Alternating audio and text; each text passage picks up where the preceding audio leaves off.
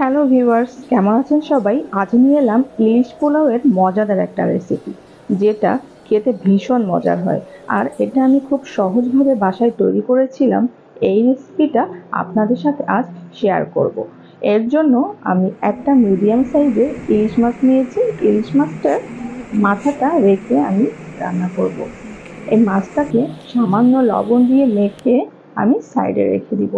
এদিকে 3 কাপ পোলার চাল নিয়েছি। চালগুলা খুব ভালোভাবে ধুয়ে পানি ঝরিয়ে নিব।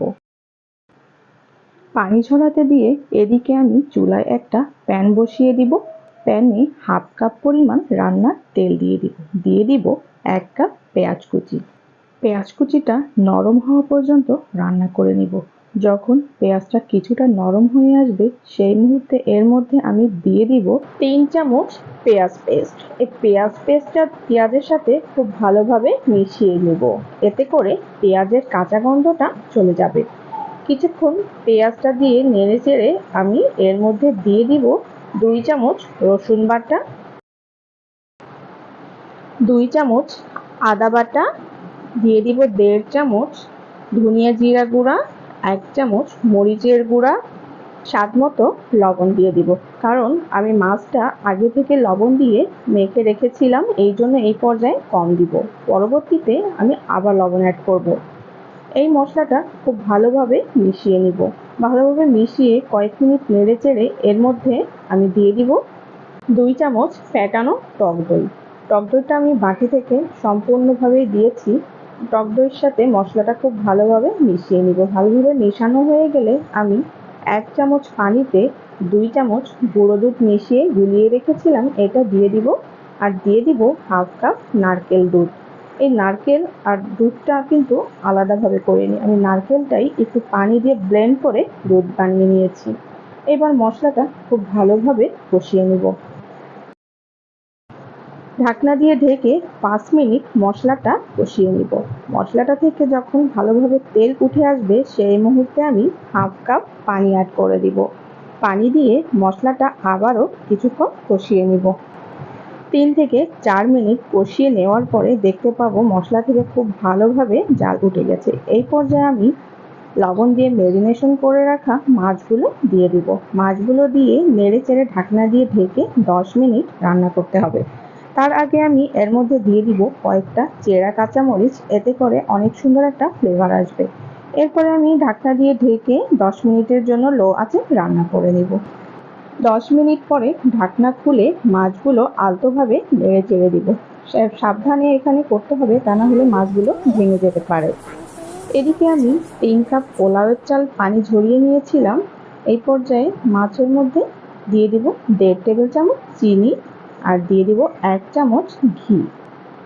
এই ঘিটা দেওয়ার কারণে ইলিশ পোলাওটা খেতে কিন্তু অসম্ভব মজার হবে। এবার এই ঘি আর চিনিটা খুব ভালোভাবে মিশিয়ে 2 থেকে 3 মিনিট রান্না করে মাছগুলা তুলে নেব। এই পর্যায়ে মাছগুলা সাবধানে উঠিয়ে নিব, তা না হলে মাছটা ভেঙে যেতে পারে। মাছের সাথে কিছুটা মশলাও আমি তুলে রাখবো। পরবর্তীতে যে মশলাটা কড়াইয়ে থাকবে, এই মশলাটার মধ্যে আমি পানি নিংড়িয়ে নেওয়া পোলার চালগুলো দিয়ে দিব। এই পোলাওটাকে অনেক বেশি মজাদার করার জন্য আমি এর মধ্যে দিয়ে দিব 1.5 চামচ পরিমাণ ঘি, দিয়ে দিব স্বাদ মতো লবণ, কিছু গরম মশলা, 2টা তেজপাতা। তেজপাতাটা আমি মাঝখান থেকে ছিঁড়ে দিয়ে দিয়েছি। এইবার এই পোলাওয়ের চালগুলোকে খুব ভালোভাবে কষিয়ে নিব। এই পর্যায়ে পোলার চালটা যত ভালো কষানো হবে, পোলাওটা খেতে ততটা মজা হবে আর ঝরঝরে হবে। আর ইলিশ পোলাওটা কিন্তু ঝরঝরে না হলে খেতে ভালো লাগে না। পোলাওয়ের চালটা যখন একটা চালের সাথে আরেকটা চাল আর মিশে যাবে না, সেই পর্যায়ে এর মধ্যে 5 কাপ পরিমাণ কুসুম গরম পানি অ্যাড করে দিব আর দিয়ে দিব 1 কাপ পরিমাণ তরল দুধ। এবার খুব ভালোভাবে নেড়ে চেড়ে হাই হিটে আমি 5 মিনিট রান্না করে নেব। 5 মিনিট রান্না করার পরে ঢাকনা দিয়ে ঢেকে চুলার আঁচ কমিয়ে রান্না করব আরও 10 মিনিট।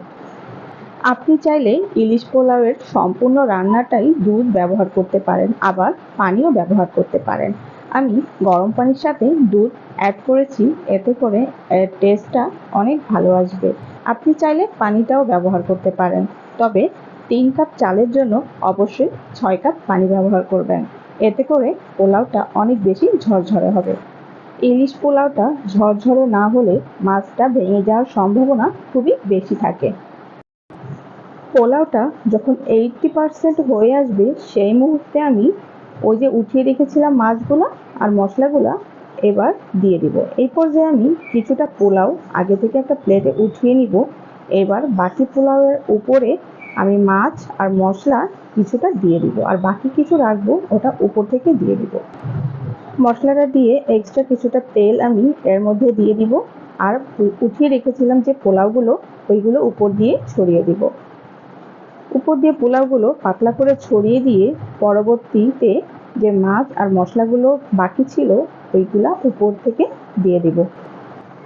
আপনি চাইলে সম্পূর্ণ মাছ মশলাগুলো মাঝখানে দিয়ে দিতে পারেন, আমি 2 ভাগে দিয়েছি, এতে করে দেখতে খুব ভালো লাগবে।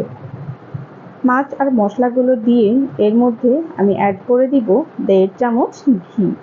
আমি ইলিশ পোলাও রান্নার জন্য ঘিটা একটু বেশি ব্যবহার করেছি, কারণ আমার বাসার সবাই ঘির ফ্লেভারটা খুবই পছন্দ করে। আর দিয়ে দিব 1 চামচ পরিমাণ কেওড়া জল, যেটা আমরা বিরিয়ানির মধ্যে ব্যবহার করি। এটা সম্পূর্ণই অপশনাল। কেওড়া জলটা দেওয়ার কারণে খুব সুন্দর মিষ্টি একটা ঘ্রাণ আসবে। এবার ঢাকনা দিয়ে ঢেকে আরও 10 মিনিট দমে রেখে দিন। 10 মিনিট পরে গরম গরম উপভোগ করুন মজাদার ইলিশ পোলাও।